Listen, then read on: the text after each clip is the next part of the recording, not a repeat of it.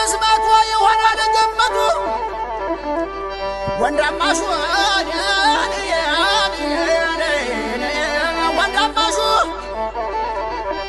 እዩት ጀግንነቱን ስጡኝ ይላል ብረቱን ካባቱ የጠላት መጋኛ ገዳይ በሌሊቱ ገዳይ ሲለው ወንድ ልጅ ሞቱ አነጋማ ወዲያ ፈሪም ሰው ይገላል ከረጋ መሬቱ አረቆራ